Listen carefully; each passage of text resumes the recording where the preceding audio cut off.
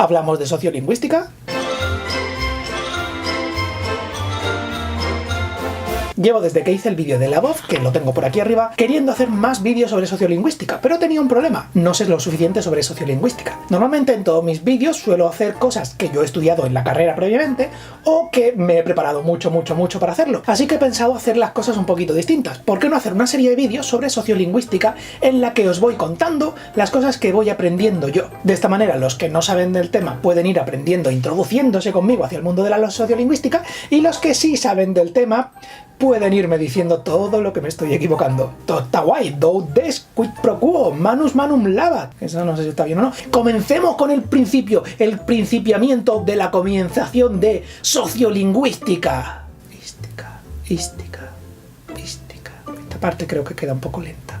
¿Qué es la sociolingüística? La sociolingüística estudia la manera en la que la sociedad afecta al lenguaje. Explicándolo un poco más parafraseado, la sociolingüística estudia la manera en la que este conjunto de monetes que hace cosas, de simios concretamente, hace cosas desde lanzarse caca hace 4 millones de años a ahora pues lanzarse caca de otras maneras, cómo eso influye a nuestra manera de producir lenguaje con el cerebro. Como suele pasar en las humanidades, esto es un campo amplísimo y es un objeto de estudio súper amplio, en plan, ¿cómo afecta la sociedad al habla? Y se ha estudiado desde un mogollón de distintos campos, desde un mogollón de enfoques distintos, y se solapan los campos de estudio: la antropología, sociología, psicología, lingüística, y luego vienen los de ciencias y dicen, es que normal, es que lo vuestro no es un conocimiento. Ya llegaremos a eso. Cuando hablamos de dialectos, cuando hablamos de prestigio lingüístico, cuando hablamos de bilingüismo, cuando hablamos de políticas de la lingüística o la supuesta neutralidad o no de la lengua, estamos hablando de sociolingüística. Un ejemplo rápido: los hombres tienen apodos y las mujeres no suelen tener apodos. ¿Cómo es esto? Bueno, en el primer libro que estoy estudiando sobre sociolingüística, que dejo por aquí el título, hablan del inglés, sobre todo de Inglaterra y de Estados Unidos, con lo cual no sé si se llega a aplicar al español de España, pero todos conocemos a un grupo de amigos en el que está, yo qué sé, el cabeza, el albondiguilla, el bigotes, apodos que se derivan de cualidades físicas, o en plan el J pelirrojo, o en plan cosas así. Pero en mujeres no suele darse. En mujeres lo que se suele dar es un diminutivo: Vicky, Toti, Chuchi, Cookie, Lali, pero no suele haber apodos. Se podría argumentar que esto ha cambiado porque ahora tenemos a mujeres que utilizan apodos en redes sociales. Tenemos a Terafobia, tenemos a Gakian, tenemos a Dalain, tenemos a un mogollón de gente que se representa a sí misma en internet con su nombre de usuario que no es su nombre. ¿Esto afecta a la sociolingüística? Sí, porque son relaciones de poder y la manera en la que tiene una persona de denominarse a sí misma. Anyway, primer escollo del camino. Yo toda la carrera me he estudiado la lingüística en inglés. Ahora lo tengo que traducir para vosotros, porque estoy acostumbrado a estudiar en inglés y cuando cojo un texto en español, pues hay cosas que me chocan un mogollón, como por ejemplo, language. Language puede traducirse como lenguaje, que es la capacidad humana de comunicarse, de emitir y procesar información, y como lengua, que la lengua es la concreción de la capacidad que tenemos. Es como el lenguaje me dice que diga patata y patata es lo que digo. Pues en inglés es language. Con lo cual, sociolinguistics toca 2 puntos: la sociedad y la lengua. Esto, gente de ciencias que esté viendo este vídeo, le puede parecer así como muy vago, como no es un campo así muy vago. Pues imagínate las primeras personas que se pusieron a estudiar las matemáticas. Hola, voy a estudiar lo de contar y eso. Y la gente diría, ¿lo de contar? ¿A qué te refieres con lo de contar? O lo de los números, pues esto es lo mismo. Es un campo que solo se lleva estudiando 50, 100 años como mucho, y es novísimo todo. Con lo cual todos estamos dando palísimos de ciego. ¿Cómo se enfoca la sociolingüística? ¿Cómo se enfoca la sociolingüística? Filólogo que llevaba mucho tiempo sin salir, ¿no? No, llevo meses sin salir. Últimamente venga a hablar de libros, venga a hablar de novelitas, que no me parece mal. No, yo estoy de acuerdo con las novelas, pero es que solo sacas al Nacho fanboy. Ah, no te confundas, que yo sigo siendo Nacho. Sí, yo, pero con la camiseta esta de Anakin. Entonces yo... Esto no es una pipa. ¿Cómo se enfoca la sociolingüística? Pues me he encontrado con que básicamente, así a grandes rasgos, se puede ver la sociolingüística desde 2 grandes enfoques. El primero sería la microsociolingüística, que es como se denomina normalmente a la sociolingüística que yo me he estudiado en la carrera, que busca entender cómo las estructuras sociales afectan a la lengua. Y la otra sería la macrosociolingüística o sociología del lenguaje, que busca estudiar lo contrario: cómo la lengua influencia las estructuras sociales. Breve historia de la sociolingüística.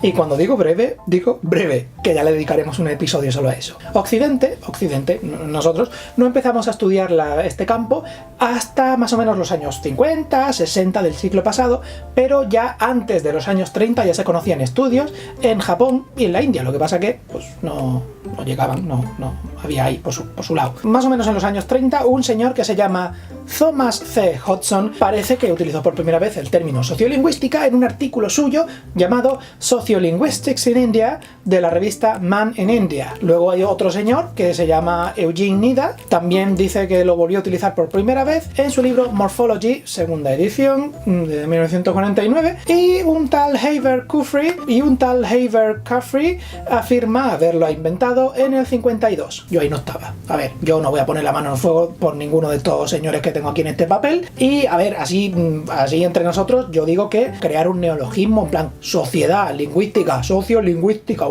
tampoco es así como para ducharse después del esfuerzo, ¿no? O sea, que yo lo podía haber hecho perfectamente, pero en fin, como ya he dicho antes, hasta básicamente los años 50, los años 60, los lingüistas, los antropólogos, los sociólogos estaban estudiando lo mismo, todos sentados en su sofá diciendo, joder, qué cosa más interesantísima. Y no fue hasta más o menos esa época, años 50, comienzos de los años 60, que se les ocurrió, no sé, supongo que sería en plan pegarse teléfonos, es como, oye, ¿tú has estudiado esto? Y como, ahí va, vaya guapo. Y un antropólogo diría, oye, lleváis 20 años diciendo que las cosas mismas que hemos publicado nosotros. Y los sociólogos dirían, pues no me había dado cuenta. Y los antropólogos dirían, yo creo que fue más o menos así. En esta época el prescriptivismo, lo de decir, no, el lenguaje tiene que ser así, porque sí, de forma académica ya estaba dando sus últimos coletazos, que no en el resto de la sociedad, porque nuestra sociedad todavía sigue siendo muy prescriptivista de ¿por qué lo dice la RAE? Pero los académicos llevan 50 años diciendo que no, vamos a intentar describir la lengua. Y estos primeros descriptivistas se dividieron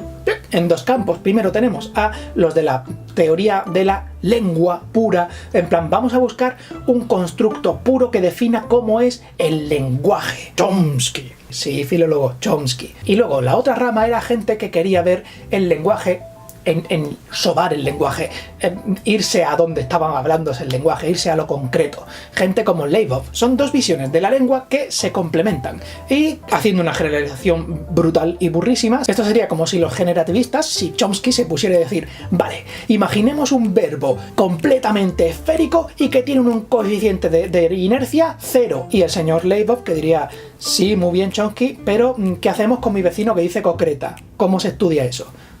Y esa es la historia de la sociolingüística hasta ahora. ¿Ya? No, sí, yo ya he dicho que iba a ser breve. Hombre, algo más habrá pasado desde los 60 hasta ahora, ¿no?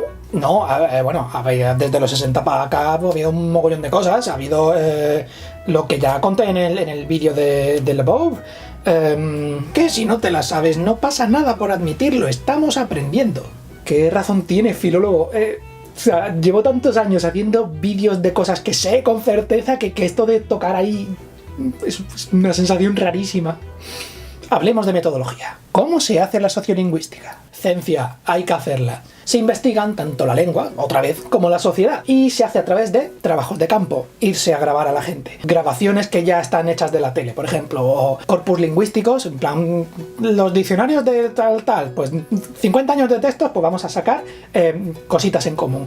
O, por ejemplo, analizar las relaciones de poder en un discurso político. Recordemos la definición de poder en lingüística: la capacidad de imponer tu influencia sobre otros o impedir que estos lleven algo a cabo. ¿Todo lo veis en las noticias últimamente? No, para nada. Bien, pues en los discursos políticos puedes ir viendo las pequeñas cositas que utilizan para modificar un texto y hacerlo coercitivo o hacerlo amenazante o crear colocaciones. Yo recuerdo oír en las noticias 1000 millones de veces Herri Batasuna, el brazo político de ETA. Se repite tanto que nuestro cerebro ya dice que Herri Batasuna es el campo político, el brazo político de ETA, sin cuestionarlo. Y también se puede estudiar a los mismos lingüistas que hacen prescriptivismo. Se puede estudiar los usos de la lengua desde el poder. Y en el momento en el que estás estudiando a los mismos que están prescribiendo las normas es cuando la gente de ciencias puras dice, es que entonces en la lingüística todo vale, porque si tú puedes decir que esto no vale y después, 20 años después, dices que sí vale, pues es que no se puede obtener conocimiento puro y objetivo. Y bueno, no, la sociolingüística no es objetiva. Exacto, existe una sociolingüística objetiva a la paradoja del observador. Filólogo, ahí, que yo sepa, estás mezclando conceptos ahí. ¡Pah! ¡En tu cara, filólogo! ¿El zasca, ¿se ha escuchado? Ahí no, Nacho Fanboy, no. Ah, vale. Aquí, como en todo el vídeo, tenemos dos maneras de verlo. Por un lado están los lingüistas, que cuando se ponen a analizar las relaciones de poder, lo ven desde una manera aséptica y totalmente desde el... Estoy en un laboratorio viéndolo pasar como qué cosa más interesante está pasando en el mundo. Y hay otros que no se quedan en el conocimiento puro de qué curiosa relación de poder, y es como, ¿y yo? ¿Que les están prohibiendo hablar su idioma? Pues hay sociolingüistas que se meten más y hay sociolingüistas pues que publican libros, como William Lebou. Exacto, como William Lebou. Y relacionado con esto de mojarse está la paradoja del observador. Ahí sí, para observar la lengua es necesario recoger los datos sin interferir en ellos. En el momento en el que te plantan un micro delante, tú vas a hablar de manera distinta, ya lo veremos eso en los siguientes vídeos. O en el momento en el que tú estás declarando delante de una cámara, estás hablando con un registro completamente distinto al que utilizarías si no te estás dando cuenta de lo que estás diciendo. Por eso, para hacer este tipo de estudios hay que diseñarlos de manera que la interferencia sea la más mínima posible. Por ejemplo, en niños, a un adulto que sepa muy bien de tratar con niños, pedagogo, en plan, gente que sepa hablar con niños, no en plan, niño, dime fonemas, sino en plan, a lo mejor poniéndole a jugar con otro niño y escuchar los fonemas que está diciendo en ese momento. Esto entraría dentro de la metodología, que es diseñar el estudio para que sea pues más eficiente. Vale, pero entonces, ¿cuál es la metodología? Pues la verdad es que no, en la intro del libro no sale, no lo tengo claro. No, a ver... La verdad es que como esto es un campo multidisciplinar, hay una plétora de metodologías que, de nuevo, se acercan al tema desde distintos ángulos. No has dicho nada. Hombre, no, algo he dicho. Has dicho lo mismo, pero con palabras más largas. ¿Qué? Que si no sabes del tema, no pasa nada por admitirlo, filólogo. Ya, lo iremos viendo en próximos vídeos. Yes, lo iremos viendo en los siguientes vídeos, que iremos ampliando temario, iremos avanzando en la escalera de la sociolingüística, iremos apoyándonos en hombros de gigantes cada vez más altos y pues a lo mejor nos caemos, ¿no? Porque esto es aprender entre todos, aprender está guay. Yo suspendía un montón de exámenes, espero que no voy a poner exámenes, con lo cual va a estar guay, esto es anarquía. Bien, espero que os guste esta serie de vídeos, espero que por lo menos os guste la mitad de lo que me está emocionando a mí estudiar sobre este tipo de cosas y volverme a meter en bibliotecas y en los libros que estoy siguiendo los voy a ir dejando en la descripción, lo voy a ir dejando por aquí, los artículos distintos que lea y tal, los dejo todo en las fuentes. Y si habéis llegado a esta parte del vídeo es porque he podido hacer otro vídeo gracias a los maravillosos mecenas que podéis ver y palpar y tocar aquí en esto. Si queréis colaborar también y salir en esta cosa de Patreon, haceros de mi Patreon. Sale por aquí o por acá, sale por todos lados, aquí lo voy a poner ahora después. Patreon es una cosa muy bella en la que la gente aporta dinero, yo hago un vídeo y pues al final del mes yo digo bien y puedo vivir un mes más. Y en el próximo vídeo nos vamos a meter con Javier Marías, con Arturo Pérez Reverte y con la RAE. Pues en otro vídeo ya llegará.